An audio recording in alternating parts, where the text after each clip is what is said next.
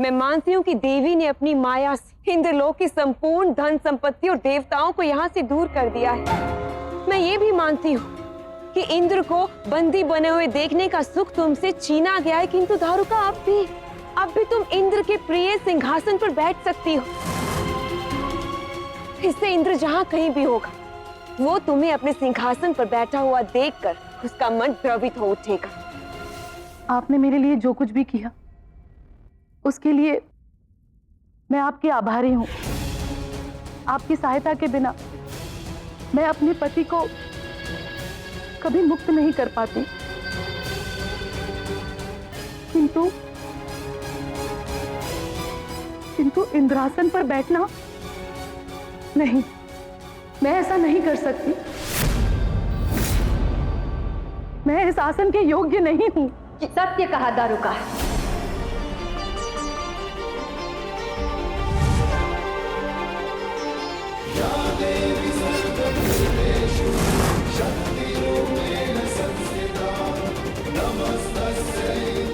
तुम्हें अपनी अंतरात्मा की बात सुननी चाहिए दारुका, जो तुम्हें इंद्रासन पर बैठने से रोक रही है।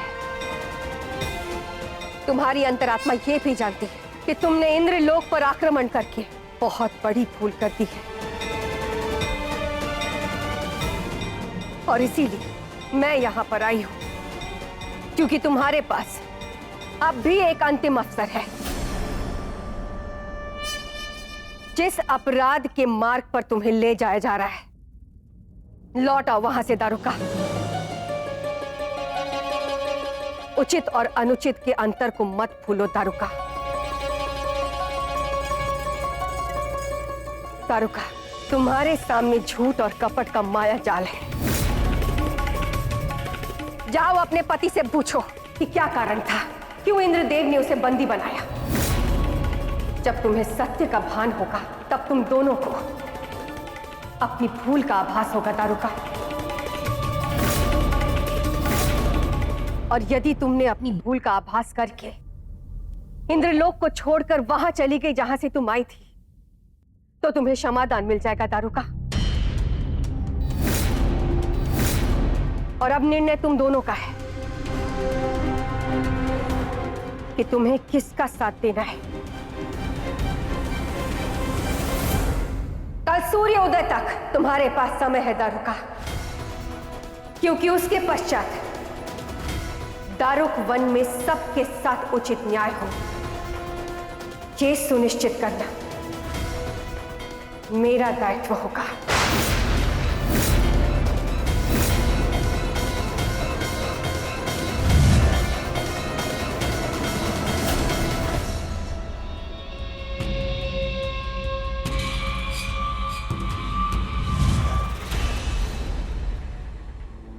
मैं जानता हूं पार्वती, जो समयावधि तुमने दारुका को दी है, उसमें बीता एक एक क्षण दारुका से अधिक तुम्हारे लिए कष्टप्रद सिद्ध होगा। हाँ देव, और मैं आशा करती हूँ कि दारुका को सत्य दिखे और वो उसे समझे भी। देव, वो मेरी परम भक्त है, उसे कुमार्ग पर जाने के लिए दंड देना मेरे लिए अत्यधिक पीड़ा और कठिन होगा। देव, हमसे बहुत बड़ी भूल हुई है स्वामी। हमें इंद्रलोक नहीं चाहिए, हमें जो चाहिए हमारे पास सब कुछ है। चलिए लौट चलते हैं। मैं अभी इसी क्षण दारुका वन को धरती पर ले जाती हूँ।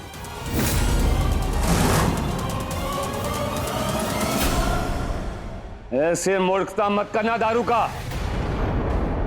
मैं जानता हूं अब इंद्रलोक में धन की समृद्धि नहीं है, किंतु देखो यहां सभी देवताओं को सभी सुख समृद्धि की उपलब्धियां हैं। अरे इंद्रलोक की देवी बनना अपने आप में एक बड़ी उपलब्धि है दारुका। भूल गई वो दिन जो हमने दरिद्रता में बिताए हैं? ये हमारे पास अंतिम अवसर है दारुका, सुख समृद्धि का, जीवन जीने का। इसे ऐसे ही मत त्यागना। नहीं स्वामी, मुझे ये सब नहीं चाहिए। मैं केवल सत्य जानना चाहती हूँ। देवी ने ऐसा क्यों कहा कि अपने पति से पूछो कि इंद्र ने उन्हें बंदी क्यों बनाया? बताइए स्वामी, मैं सत्य जानना चाहती हूँ।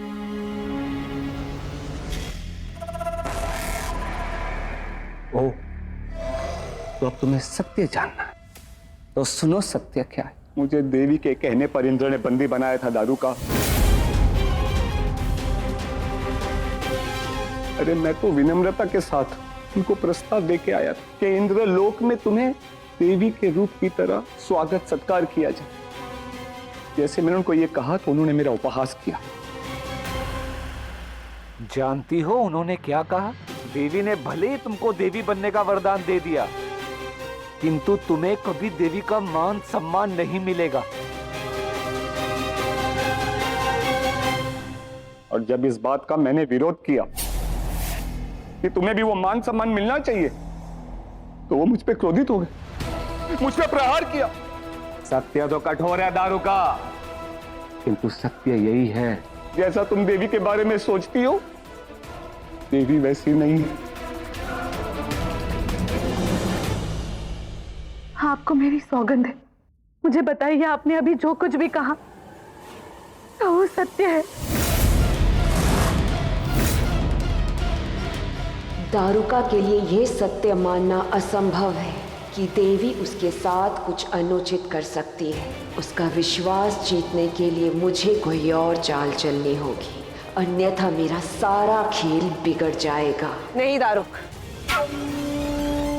अब झूठ बोलने की आवश्यकता नहीं है।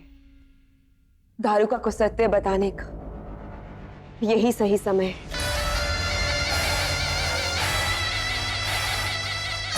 क्षमा कर दो दारुका, मैंने और दारुक ने तुमसे झूठ कहा है, क्योंकि हमें भय था कि सत्य जानने के बाद तुम टूट जाओगी। सत्य? कैसा सत्य? सत्य ये है दारुका की दारुक को देवी ने बंदी महादेव के कहने पर बनाया था। क्यों दारुक? हाँ, दीदी जो कह रही है वो सत्य कह रही है। किंतु क्यों?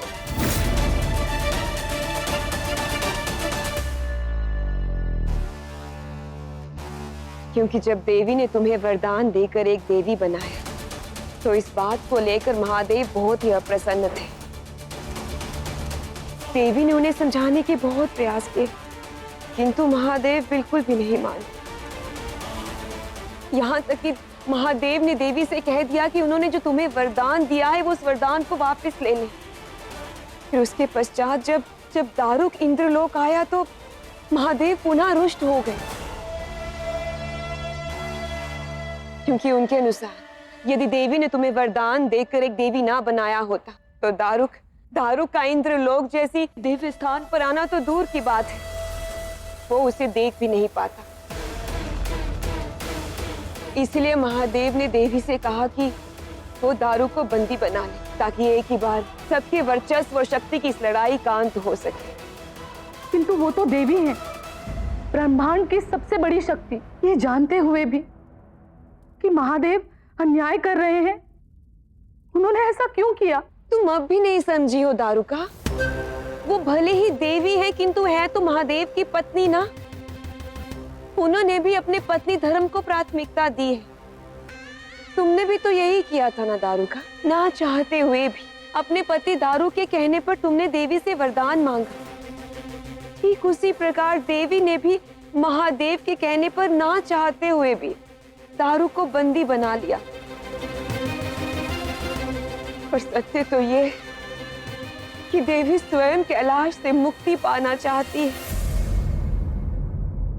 पर किसी में इतना सामर्थ्य नहीं है कि महादेव की शक्तियों का सामना कर सके। बस इसीलिए देवी ना चाहते हुए भी महादेव के हर उचित अनुचित आदेश का पालन करती रहती है, फिर भले ही वो भीतर से कितना दुखी क्यों ना हो। किंतु पति धर्म के आगे वो भी विवश है, जैसे कि तुम, मैं और संसार की अधिकतम स्त्रियां हैं।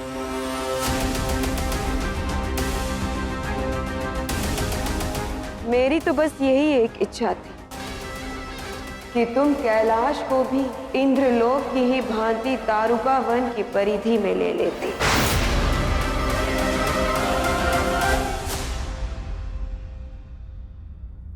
तो फिर देवी और उनके भक्तों के बीच महादेव कभी भी नहीं आ पाएंगे। मैं नहीं चाहती कि देवी मुझे दिए गए वरदान का दंड भुगते। मेरे होते हुए देवी को कोई कष्ट नहीं पहुंचा सकता। मैं कैलाश को दारुका वन की परिधि में अवश्य लाऊंगी।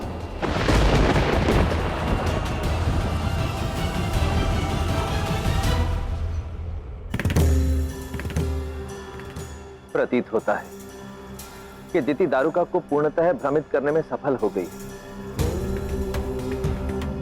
सत्य अब उससे बहुत दूर हो गया है। और अब दिति के षड्यंत्र का उत्तर स्वयं महाकाली देगी। मैं अपने भक्त को दिति से मुक्त करवाने के लिए जा रही हूं देव। और आवश्यकता पड़े तो मेरी असीमित शक्तियों को और क्रोध को नियंत्रित करने का दायित्व आपका होगा।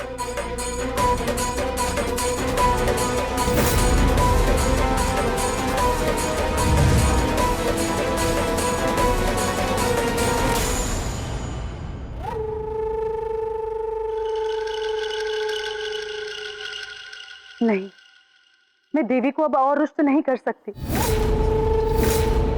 मेरे विचार से मुझे कैलाश को दारुका वन की परिधि में लेने से पूर्व मुझे स्वयं जाके देवी से बात करनी चाहिए। तुम्हें क्या लगता है दारुका कि तुम कैलाश में जाकर देवी से ये कहोगी कि उन्हें तुम कष्टों से मुक्ति दिलाने के लिए कैलाश को दारुका वन का भाग बना दोगी, तो उसके पश्चात महादेव तुम्हें वहां से जीवित लौटने देंगे? यदि तुम देवी की सहायता करना चाहती हो तो पहले कैलाश को दारुका वन का भाग बनाना चाहिए। तत्पश्चात देवी को अपने कष्टों से मुक्ति स्वयं ही मिल जाएगी।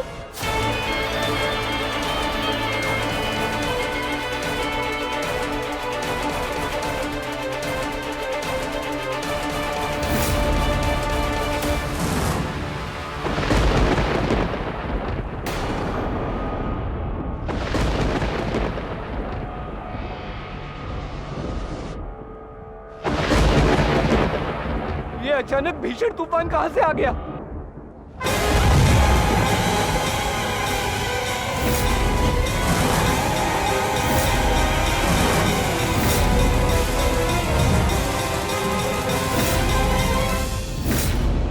ये मेरा भ्रम था या अभी मैंने आसमान में देवी के स्वरूप की झलक देखी? ये तुम्हारा भ्रम नहीं है दारुका। जैसा देवी तुम्हें दिखा रही हैं, तुम वही देख रही हो। वो दारुका वन आने वाली है। कौन? देवी महाकाली।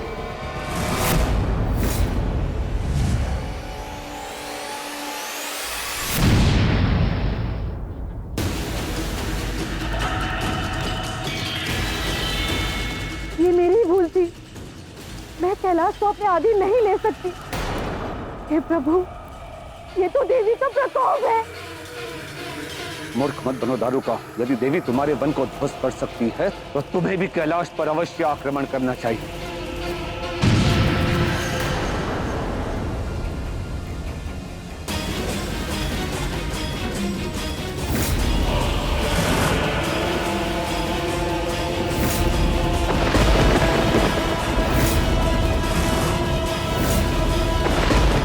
नहीं, चला ये। आप दारुका वन को इंद्रलोक से अलग नहीं कर सकते। इंद्रलोक अब दारुका के अधीन है। दारुका चलो, अपनी शक्तियां जागृत करो।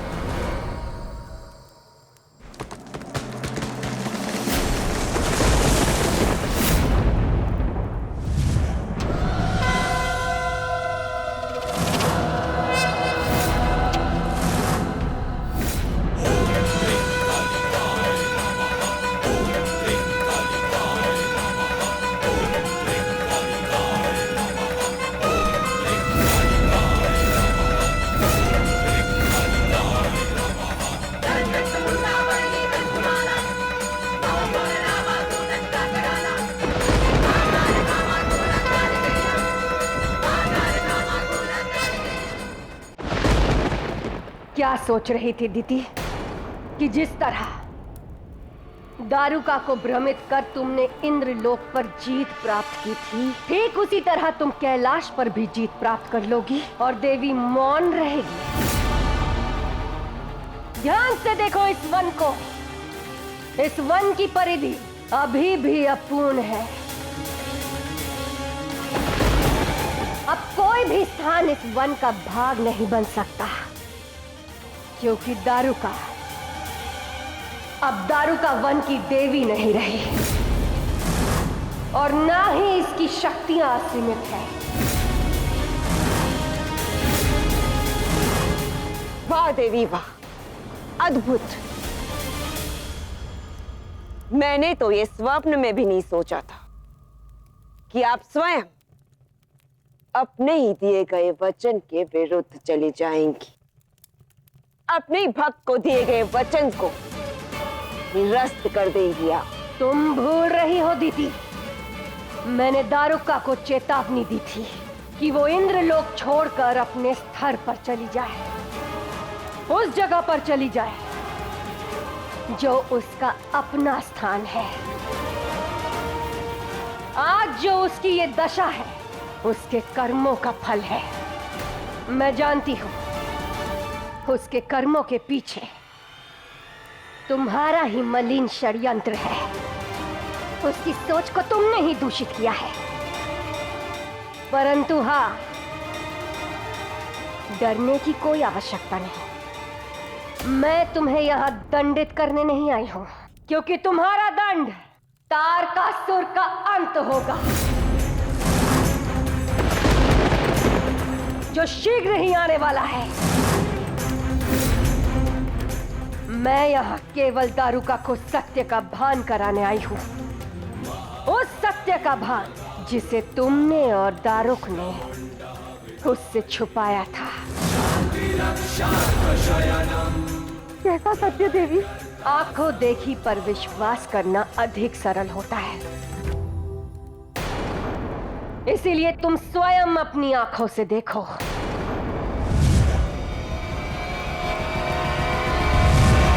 ये सारा धन तुम्हें मिल सकता है, किंतु तब जब तुम वो करो जैसा मैं तुमसे कह रही हूँ।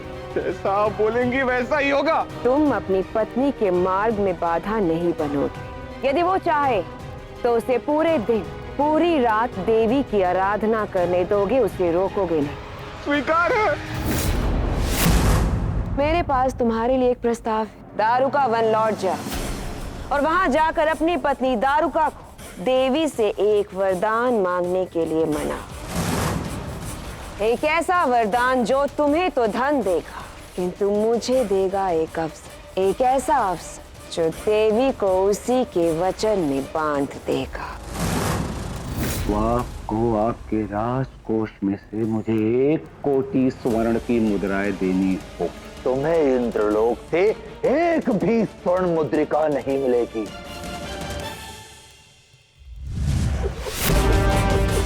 बंदी बना लो इसे और फेंक दो कारागृह में।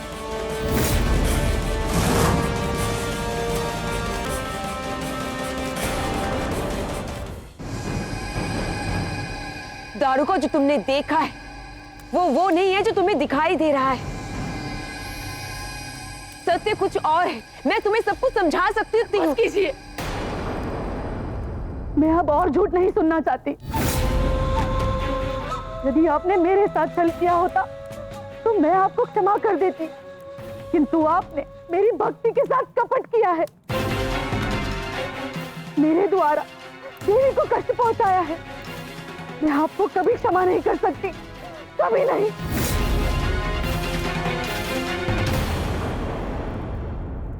मैं इसके योग्य तो नहीं हूँ देवी, किंतु हो सके तो मुझे क्षमा कर देना। मैं ही मूर्ख थी जो अपने पति और दीदी की बातों में आ गई। मुझे वरदान नहीं मांगना चाहिए था, मुझे देवी नहीं बनना चाहिए था। मैंने जो कुछ भी किया अपने पति की इच्छा के लिए किया, अपना पत्नी धर्म समझ के किया, किंतु मुझे यह एहसास हुआ है कि मैं गलत थी। मेरा धर्म ही मेरा अधर्म बन गया है देवी। मुझे मुझे क्षमा करें। पत्नी होने का ये अर्थ नहीं कि पति की हर बात आंख मूंद कर विश्वास कर ले, और पति होने का ये अर्थ नहीं कि अपनी पत्नी को पैरों की धूल समझकर उसे हर बात मनवाने के लिए बाध्य किया जाए।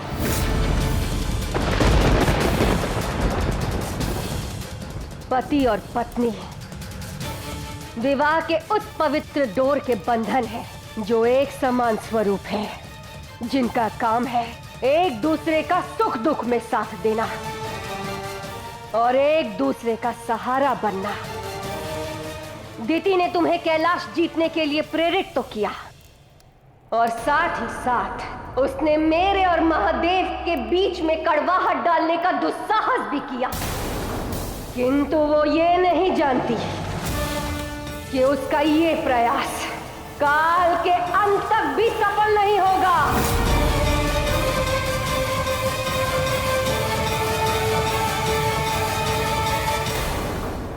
मुझे क्षमा करे देवी, मैं ही मूर्ख थी जो ये समझ बैठी थी कैलाश को अपने अधीन लेकर मैं आपको महादेव की यातनाओं से मुक्त कर लूंगी।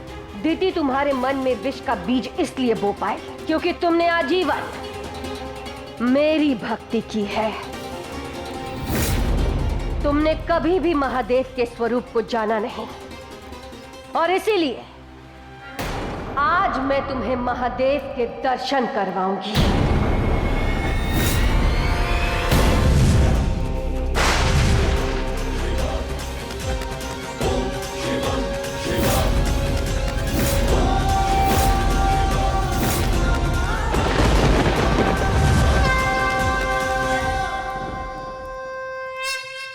यह है महादेव का सच्चा स्वरूप।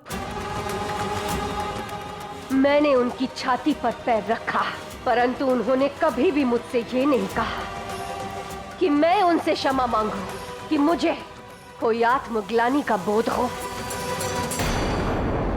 उन्होंने मुझे वचन दिया था कि यदि किसी भी कारण मेरी शक्तियां अनियंत्रित हो गई या मेरा क्रोध सृष्टि के विनाश का कारण बन गया, तो वो किसी भी मूल्य पर मेरे क्रोध को शांत करने आएंगे। अपने वचन का मूल्य उन्होंने इस प्रकार चुकाया। महादेव की पत्नी होना मेरा परम सौभाग्य है दारुका। मैं आपकी ही नहीं महादेव की भी दोषी हूँ। मुझे क्षमा करें, नहीं बनना चाहती मैं देवी। मुझे कुछ नहीं चाहिए, मैं केवल आपकी भक्ति बनना चाहती हूँ। मुझे आपकी शरण में लीजिए देवी, नहीं बनना है मुझे देवी। दारुका, तुम मेरी शरण में हो और मैं तुम्हें क्षमा करती हूँ, किंतु दारुक को अपने कर्मों का दंड भुगतना ही होगा।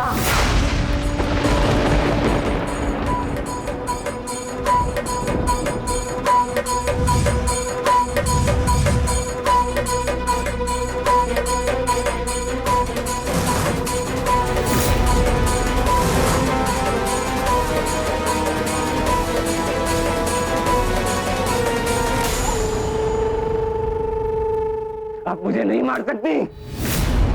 मुझ पर प्रहार करने से पहले आपको आपकी इस भक्त को जलाना होगा देवी।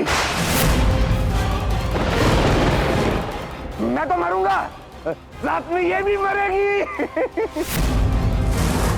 मेरी पत्नी मुझे मरते हुए कभी नहीं देख सकती। बोलो दारुका, देवी से बोलो कि मुझे ना मारे। अरे अपना पत्नी धर्म दिखाओ। नहीं नहीं स्वामी, आज मैं ऐसी कोई याचना नहीं करूंगी। मुझे मेरी भूल का आभास हो गया है। देवी ने मुझे पत्नी धर्म का सार समझाया है। अपने पति के कुकर्म को छुपाना पत्नी धर्म नहीं होता है। आपके लोभ और कपट के कारण ही मैंने देवी से वो वरदान मांगा, किंतु आज मैं आपकी कोई यात्रा नहीं सुनूंगी।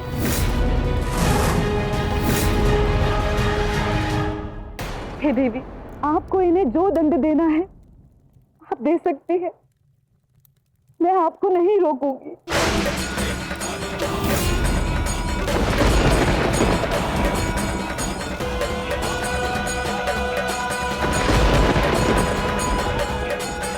देवी, बात कीजिए देवी, मुझे जाने दीजिए। दया दिखाइए देवी।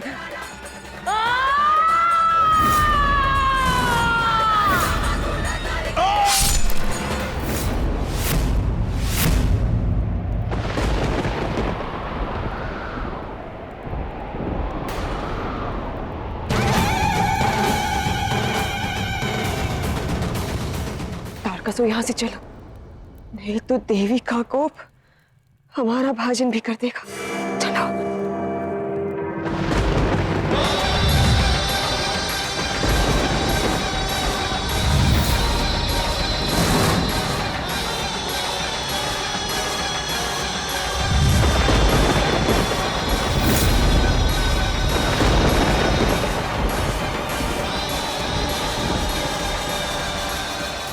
हे देवी, अब मेरा जो कुछ भी है ये वन ही है, कृपया इसे ध्वस्त ना करें। मेरे लिए ये मेरी संतान के समान है।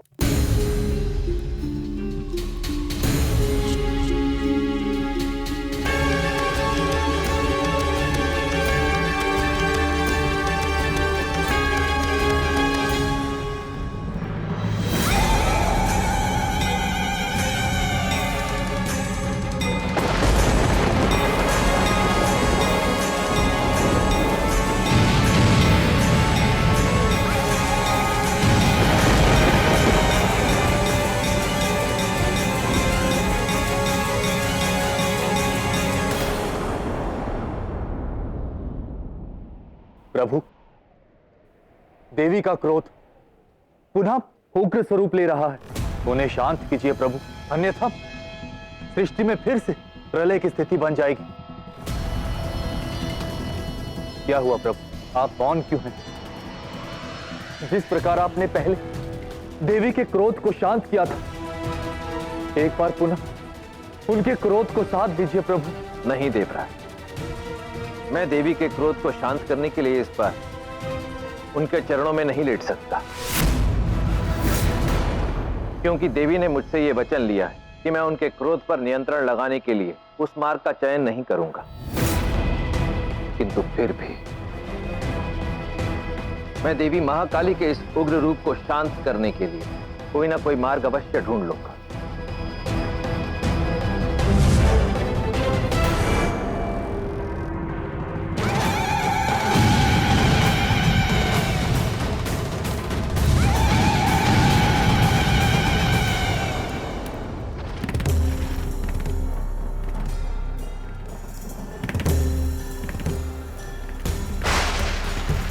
शांत हो जाइए देवी, सृष्टि आपके इस उग्र रूप को सहन नहीं कर सकती है। आप तो जगत जननी है और ये संसार, ये सृष्टि आपकी संतान के समान है।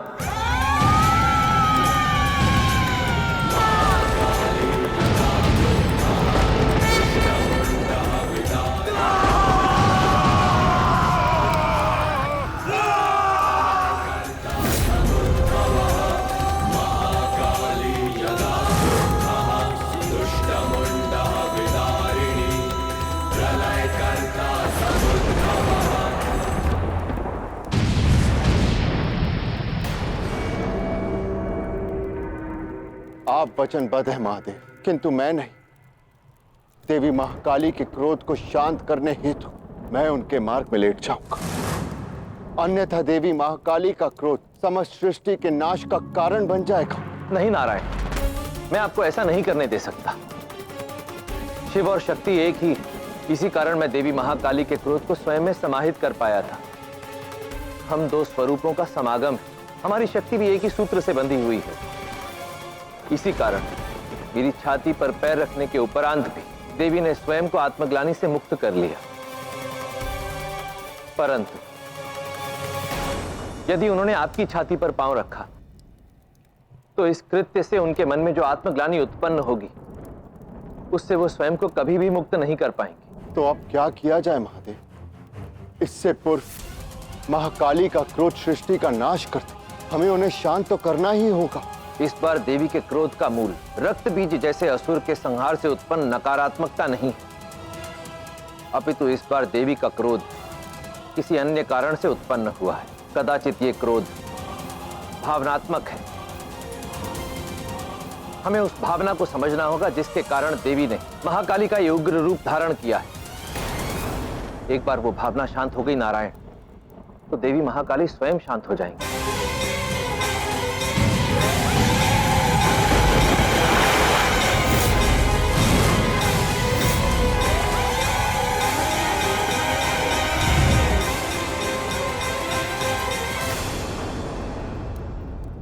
शांत हो जाइए देवी, आपके क्रोध की अग्नि मुझसे सहन नहीं हो रही है। कृपया कर शांत हो जाइए, अन्यथा ये पूरा पृथ्वी लोक जलकर भस्म हो जाएगा।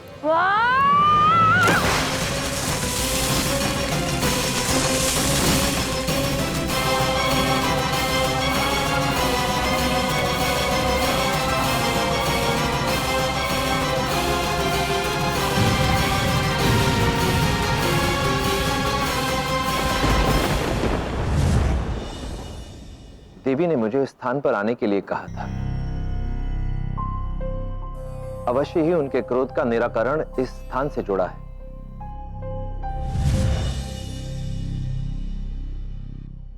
देवी महाकाली कृतिका लोक की ओर बढ़ रही है महादेव। ये आप क्या कह रहे हैं नारायण?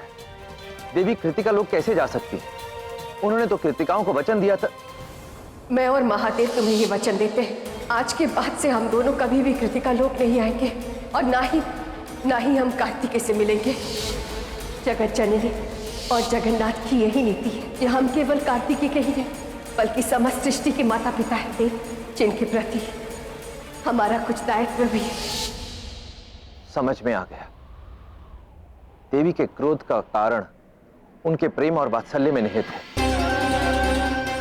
मुझे समझ में आ गया है कि देवी के क्रोध को शांत कैसे करना है।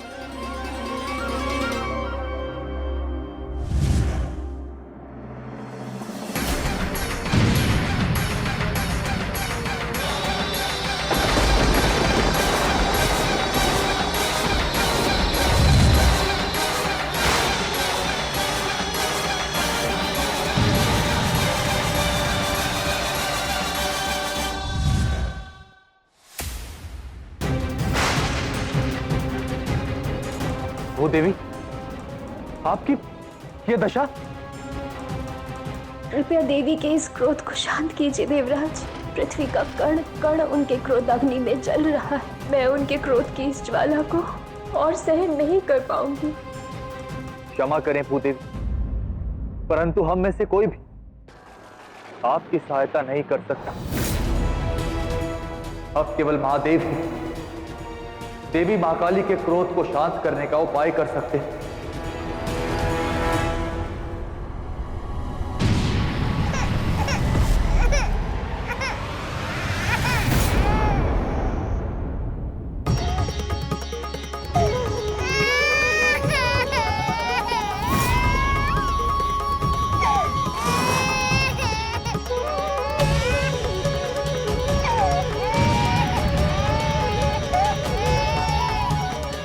ये बालक यहाँ कैसे?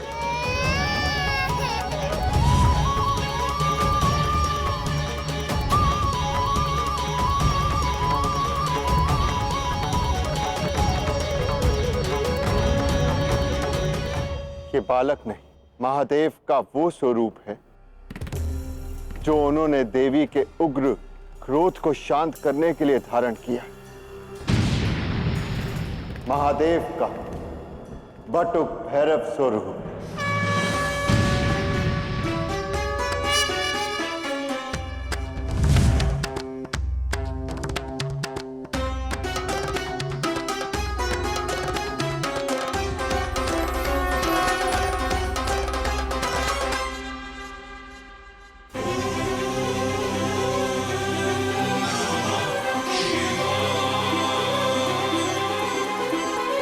नमो भैरव रूपाय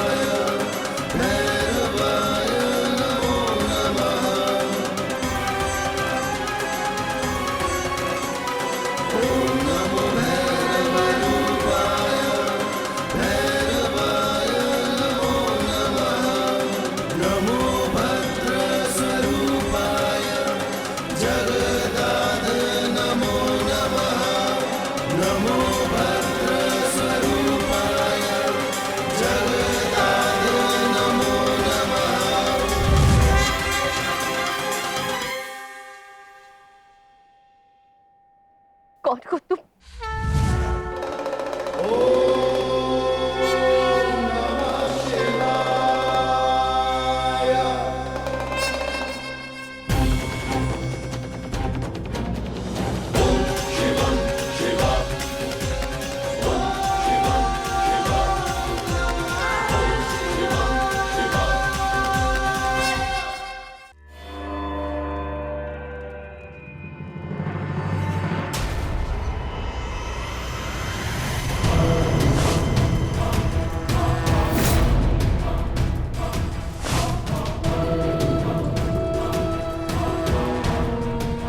ये सब क्या है माता? मैं आपको सारे पाताल लोक में खोज रहा हूं और आप यहां इस सूप दमन के कक्ष में। और ये यज्ञ किस लिए है? ये यज्ञ मुझे कुछ ऐसे उत्तर देगा ताड़कासुर जिससे मैं तुम्हें जीवित रख सकूं। अर्थात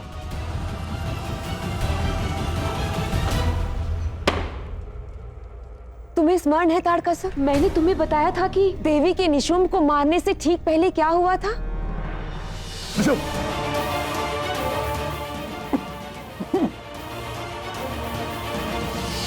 मुझे लगता है निशुंभ मुझे कुछ महत्वपूर्ण बताने का प्रयास कर रहा था, कुछ अत्यंत महत्वपूर्ण।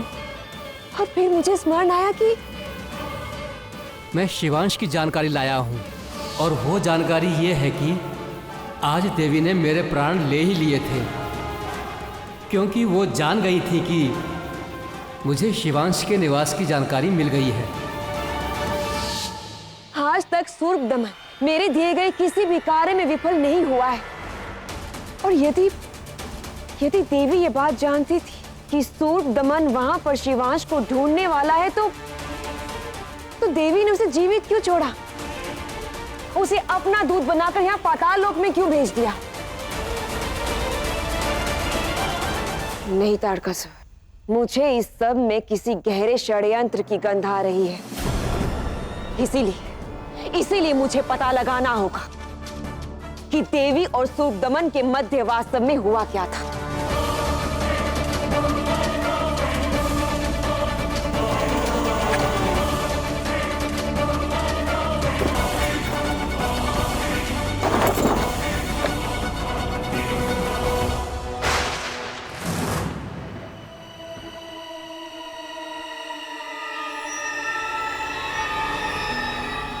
यही तो मैं ढूंढ रही थी, सूर्प दमन का पंख। अब इसी पंख के माध्यम से मैं पता लगाऊंगी कि जब देवी उसे मारने का प्रयास कर रही थी उस समय सूर्प दमन कहाँ था।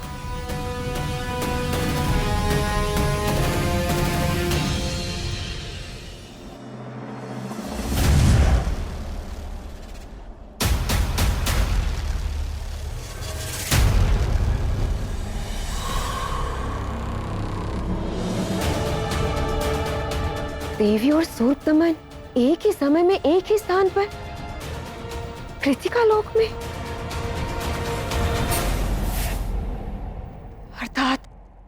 अर्थात शिवांश कृतिका लोक में है और देवी वहां सूर्प दमन से शिवांश की रक्षा कर रही थी।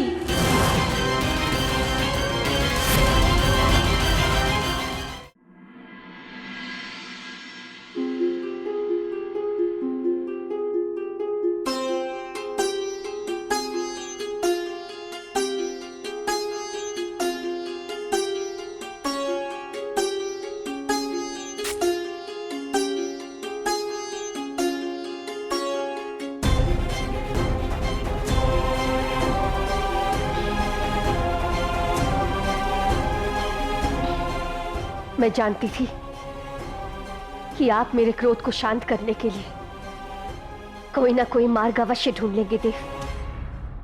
आज से संसार आपके बटुक भैरव स्वरूप को सदैव पूजेगा देव, और आपको पूजकर वो धन्य हो जाएंगे। तुम्हें मुझसे अपनी भावनाएं छिपाने की कोई आवश्यकता नहीं है पार्वती। मैं भलीभांति जानता हूं कि मेरे इस बटुक भैरव स्वरूप ने तुम्हारे भीतर छिपी मातृत्व की लालसा को पुनः झकझोर कर रख दिया है, उसे जागृत कर दिया। इसलिए मैंने ये निर्णय लिया है कि मैं कृतिका लोक जाकर कृतिकाओं से निवेदन करूंगा कि तुम्हें वचन मुक्त कर दूं। तुम एक मां हो पार्वती, तुम्हें इतना बड़ा बलिदान देने की कोई आवश्यकता नहीं। नहीं देव, नियति ने, कार्तिकी के भाग्य में ये लिखा है कि वो देवासुर संग्राम में देवताओं का प्रतिनिधित्व करे,